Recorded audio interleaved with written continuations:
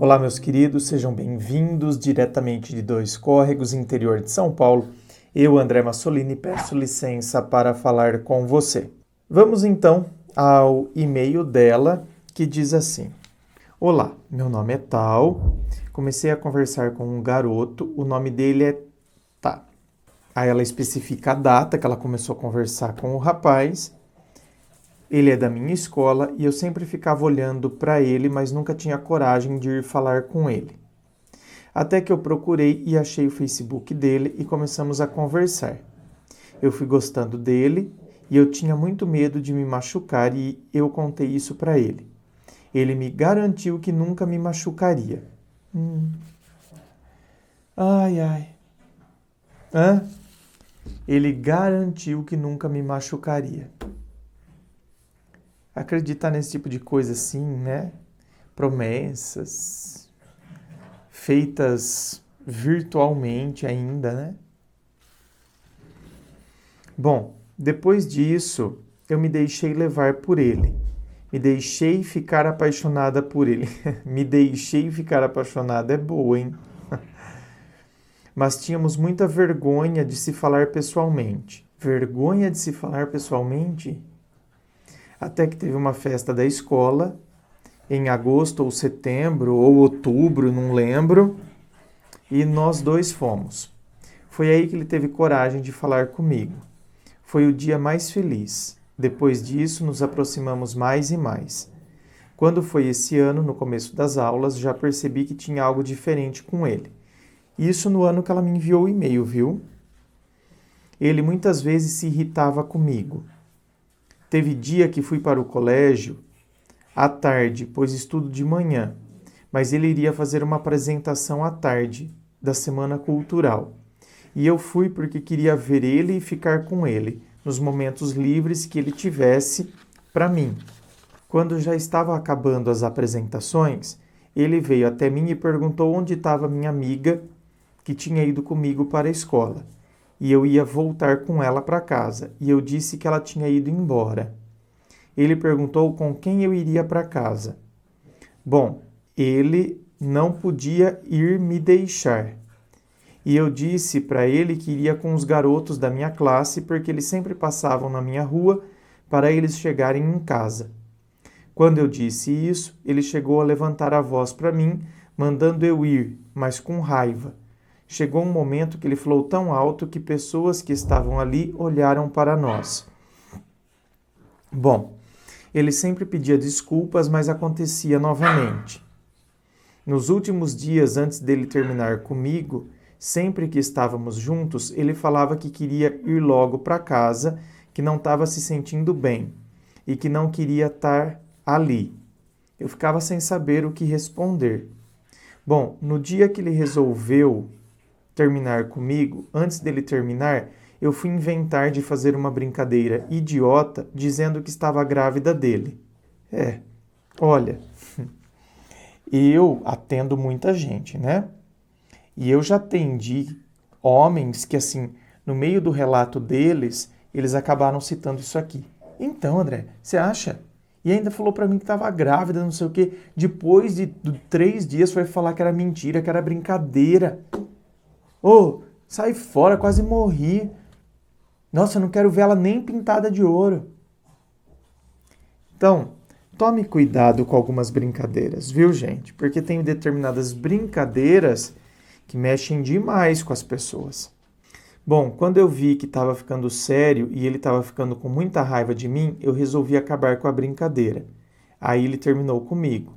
Eu me humilhei para ele não terminar comigo. Disse que eu não conseguiria viver sem ele e realmente não estou conseguindo. Apesar de tudo, ele foi muito bom para mim, muito mesmo, e eu o amei. Tudo que eu fazia era pensando nele. Comprava até roupas pensando se ele iria gostar e me achar bonita. Afe Maria, Jesus amado. Ai, quanta coisa errada. Certo, olha isso. Comprava até roupas pensando nele. Ele era meu último pensamento antes de dormir e o primeiro ao acordar. Era não, é. Depois que ele terminou comigo, eu fiquei muito doente. Cheguei a vomitar sangue, parei de comer e de dormir. Só que ele tem tanto poder sobre mim. Ah, tá. Ah, bom. Só que ele tem tanto poder sobre mim. Escuta, ele tem esse poder sobre mim ou eu dou esse poder a ele? Porque aqui parece um joguinho de palavras, mas não é, não. É uma informação importantíssima. Ele tem esse poder sobre mim ou fui eu que dei esse poder a ele? Pergunte-se, questione-se. Às vezes nós damos um poder para a pessoa que a gente nem para pensar nas implicações e na gravidade que tem esse poder que a gente dá para outra pessoa. A gente dá o poder da pessoa decidir sobre a nossa vida. A gente dá o poder para a pessoa classificar se a gente é uma pessoa boa ou não, se a gente é uma pessoa bonita ou não, se a gente vai se amar ou não. A partir do momento que a pessoa termina comigo, eu me sinto mal, meu valor foi embora. Por quê? Porque eu dei esse poder para ela. Eu não consigo mais viver. Então, quer dizer, eu que sou autor da minha história e da minha vida, delego a autoria para outra pessoa. Então, é ele que decide como eu vou me sentir. Se eu vou me sentir bem, se eu vou me sentir mal. Porque eu dei esse poder à pessoa. Ainda que meu dia possa estar sendo o pior de todos, se ele me mandar um oi, tudo melhora e aquele dia vira o melhor.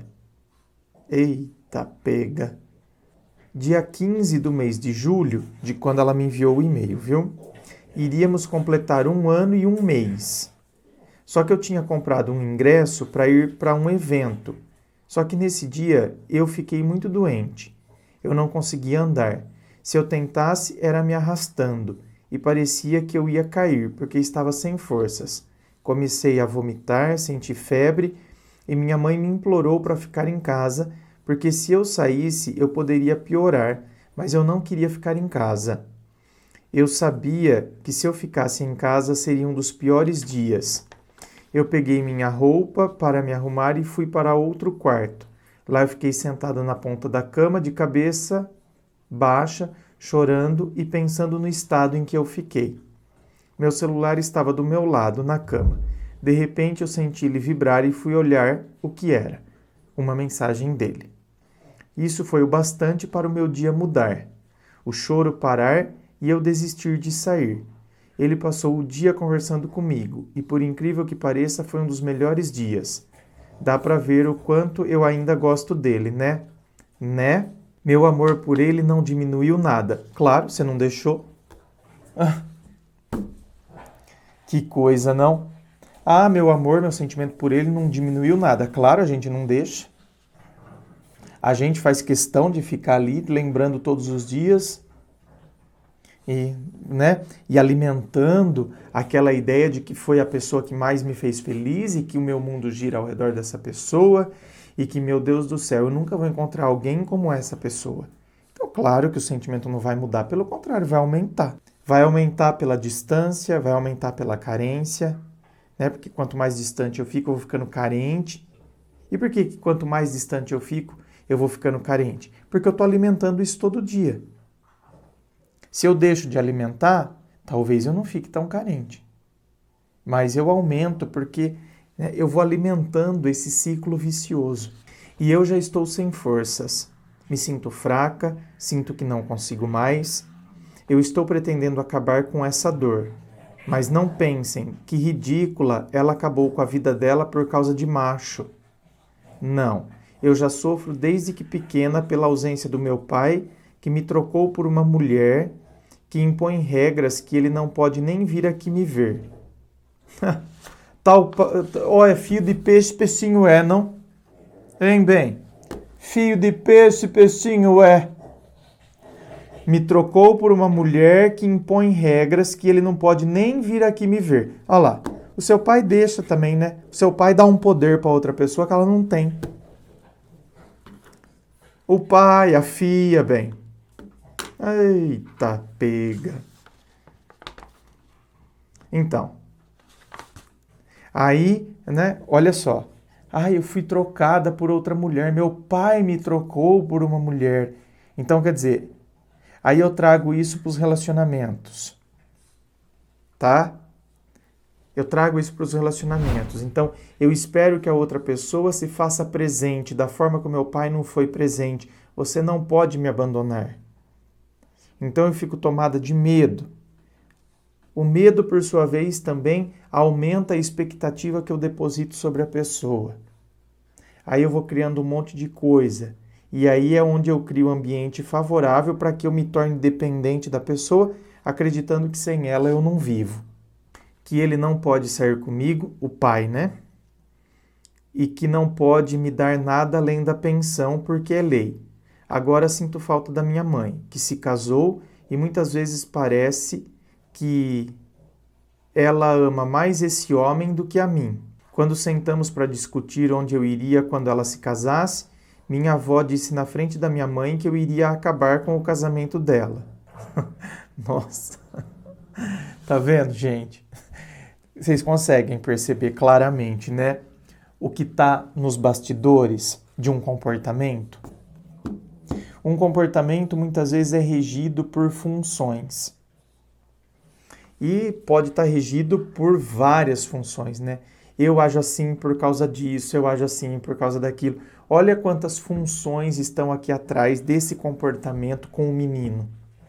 O menino, por sua vez, não tem ideia do que está nos bastidores, né? Do que a orienta, do que a norteia.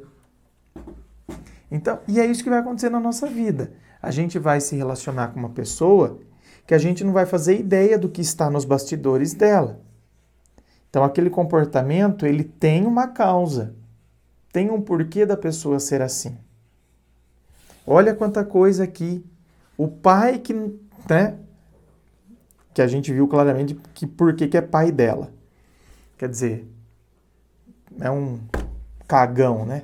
Um mole. A mãe vai casar com outro agora, e aí ela fica achando que a mãe ama mais o cara do que ela. Quando, na verdade, minha querida, amor não se compara e não se mede dessa forma. Ela tá lá de carícias com o outro, tal, não sei o quê, porque tá lá encantada pela paixão. Não significa que ela não tem sentimento por você. Mas, é claro, né? Você não falou a idade aqui, mas você deve ser nova. 16, 17 anos. Então, nessa idade, a gente tem muitos resquícios ainda da infância. Onde a gente fica com ciúme da mãe, se a mãe cumprimenta alguém, a gente fica com ciúme, sabe aquelas coisas assim? Parece que a gente é o proprietário da mãe. Então você tem esses resquícios ainda da infância, que é normal. Aí a sua avó fala na sua frente que se a sua mãe levar você para morar com o cara quando eles se casarem, você vai estragar o casamento deles. Então, olha todas essas informações, se não dá para entender por que uma pessoa se torna carente, vulnerável. Minha avó chegou a dizer isso para minha madrasta, e minha mãe nada fez e me deixou aqui para morar com ela. Ou seja, você ficou morando com a avó. Ela só sabe falar comigo brigando, até mesmo quando eu tento ser legal com ela. Eu me sinto sozinha, imagino. Agora dá pra gente entender o porquê que a pessoa se sente sozinha, né, gente? E por que aí projeta tanta coisa na outra pessoa. Ele fazia eu não me sentir assim quando estava com ele, mas agora, sem ele, tá vendo? O outro se torna muito mais uma válvula de escape. Né? O outro se torna um lugar onde eu saio para respirar. Então eu estou me sentindo sufocado, eu não consigo respirar. Sabe aquele mergulhador? Sabe aqueles filmes que a pessoa mergulha e entra numa caverna? E aí ela vai ficando sem ar e ela não acha o fim da caverna? Aí ela vê uma luz, ela sai para dar uma respirada num quadradinho minúsculo. Pois é assim. Quando a pessoa está se sentindo sufocada por tudo isso, muitas vezes eu transformo a outra pessoa nesse ponto de respiro. E a tendência de eu, então, né, ter esse ponto de respiro como o único lugar onde eu sobrevivo. Por quê? Porque tudo em volta aqui está tomado por água, só que eu não percebo que esse ponto de respiro, a exemplo do que eu dei aqui, da caverna, do que acontece nos filmes, é um lugarzinho e não tem condições de eu ficar aqui. E eu preciso mergulhar de novo, é a hora que eu mergulho dentro do meu próprio eu, enfrento meus medos, olho eles. Claro, você, como eu disse, é nova. Você não tem condições de olhar tudo isso sozinha. Não tem nem referencial teórico para isso. Por isso a importância de se fazer uma terapia, por exemplo, para que eu possa ter alguém que me auxilie nesse mergulho e vá fazer eu sair lá na frente e ver que eu tenho um mundo para respirar. Ao invés de eu achar que então eu devo dar cabo à minha própria vida, porque não respiro mais, eu estou tão sufocada que eu não respiro mais, sendo que tem um mundo ali para eu explorar e respirar. Tudo piorou. Minha tia mesmo disse que sabia que eu não era normal, que eu sofria por coisas emocionais. Tá, e o que a sua tia fez para te ajudar, né? A tia faz a constatação de que você sofre por coisas emocionais, não faz nada para ajudar. Minha mãe já me bateu quando eu era pequena de uma forma como se ela tivesse esquecido que eu era filha dela.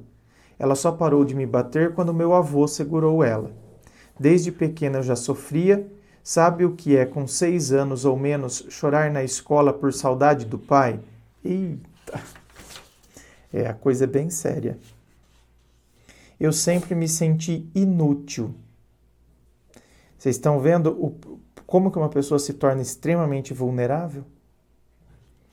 Eu sempre me senti descartável para todos. E eu já aguentei tudo que eu pude. Bom, me perdoe, o texto ficou enorme. Eu não sei se vai ler. Tá aqui, meu anjo. Apesar da demora, por causa da gravação gratuita, né, que tem fila de espera aqui no YouTube, mas lido está. E se quando ler eu ainda vou estar viva. Obrigada por ter tido um tempo para ler. Eu realmente espero que você esteja viva, né? Enfim, eu realmente espero que viva você esteja. E que você tenha aprendido com tudo isso, que você tenha tido, de repente, uma ajuda, né, de alguém que percebeu essa situação sua, te encaminhou, de repente, para um psicólogo, ou tentou te ajudar da forma como a pessoa podia, né? Porque, queira ou não, os adultos conseguem ter um referencial, os mais velhos conseguem ter um referencial maior. Nem sempre, não é regra, porque tem adulto que, ao invés de ajudar, só vai piorar o negócio. Então, por aí a gente vê, gente, a partir dessa história, a gente percebe quantas situações conflituosas estão envolvidas num comportamento. Inscreva-se, fico aqui aguardando a sua inscrição. Se você curtiu, dá o seu joinha, compartilhe com seus amigos. Lembrando a você que aqui na descrição do vídeo tem todas as informações sobre a gravação privada, que é compartilhada somente com você, não tem fila de espera, sobre o treinamento emocional, meu site, meus livros, Dor de Amor Tem Jeito, Teu Amor Próprio Te Salvou, tá tudo aqui na descrição do vídeo. Muito obrigado, beijo no coração e, é claro, um forte abraço.